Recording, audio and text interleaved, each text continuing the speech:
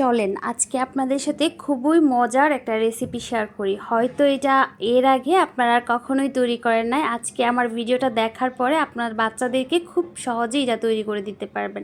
আমরা অনেক টাকা খরচ করে বাজার থেকে জেলি কিনে আনি, তারপরে হচ্ছে পুডিং কিনে আনি, এগুলো আমরা বাসাতেই তৈরি করতে পারবো খুবই সহজে।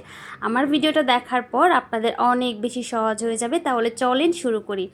আমার এই জেলিটা তৈরি করতে জাস্ট দুইটা উপাদান লাগবে, একটা হচ্ছে দুধ আর একটা হচ্ছে ড্রাগন। আমি এটাতে জাস্ট একটা ড্রাগনের অর্ধেকটা ব্যবহার করছি। আপনারা চাইলে বাড়িয়ে কমিয়েও ব্যবহার করতে পারেন, যার যেটুকু ইচ্ছা করে।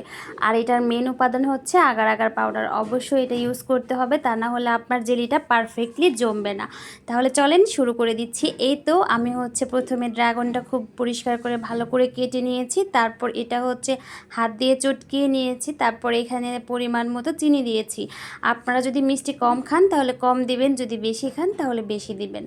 এই তো তারপর হচ্ছে আমি একটু আগার আগার পাউডার দিয়েছি, 1 চা চামচ ইউজ করেছি, আর পরিমাণ মতো কিছুটা পানি দিয়েছি। অবশ্যই এটাকে একটু পাতলা করে নিতে হবে যেহেতু আমি জাল করব। তারপর হচ্ছে খুব ভালো করে ছেঁকে নিয়েছি। এটা ছেঁকে নেবেন, তা না হলে ওই যে ড্রাগনের বিচিগুলো এখানে থাকলে একটু অমসৃণ লাগবে আর কি। আমি হচ্ছে বিচিগুলোও লাস্টের দিকে ইউজ করব, তবে সেটাও আপনাদেরকে দেখাবো। এই তো তারপর হচ্ছে আমি এটা খুব ভালো করে জাল করে নিচ্ছি। জাস্ট একটা বলক উঠলেই হবে, খুব বেশি জাল করতে হবে না। তারপর হচ্ছে আমি একটা প্লেটে এটাকে সার্ভ করে নিচ্ছি, এইটা প্লেটটাতে দিয়ে কিছুক্ষণের জন্য রেখে দিব। 20 মিনিট রাখার পরেই দেখবেন যেটা একদম সুন্দর মতো জমে গেছে, একদম জেলি জেলি টাইপ হয়ে গেছে। এটা আমি এক পাশে রেখে এখন হচ্ছে দুধটা নিয়ে নিয়েছি।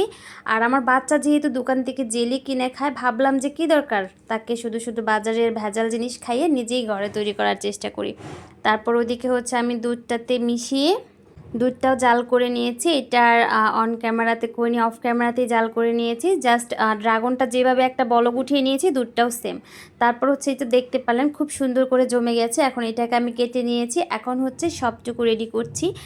ড্রাগনের যে বিচিগুলো ছিল সেগুলো আমি একটা বাটির নিচে দিয়ে তারপর দুধটুকু দিয়েছি। গরম গরমে কিন্তু ঢালতে হবে, ঠান্ডা হলে একদম জমে যাবে।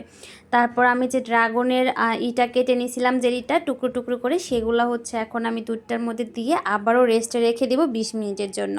20 মিনিট পর বের করলেই দেখবেন যে খুব সুন্দর করে জমে গেছে। এখন এটা আপনারা চাইলে ফ্রিজেও রেখে তারপর সার্ভ করতে পারেন, আগেও করতে পারেন। আমি হচ্ছে একটু গরম গরমই করেছিলাম, ঠান্ডা হয়েছে ফ্রিজে রাখতে পারি নাই। মেয়ে দেখে অস্থির হয়ে গেছে, সে খাবে, তাকে এখনই দিতে হবে। তো আমি হচ্ছে ফ্রিজে রাখার সময় পাই নাই, ওকে কিছুটা কেটে দিয়ে তারপর ফ্রিজে রেখে খেয়েছি। তো আজকের ভিডিওটা এখানেই শেষ করছি। যদি ভালো লাগে তাহলে অবশ্যই বন্ধুদের সাথে শেয়ার করতে পারেন, আর ভিডিওটা অবশ্যই লাইক করে চ্যানেলটা সাবস্ক্রাইব করে দিবেন। Bye bye.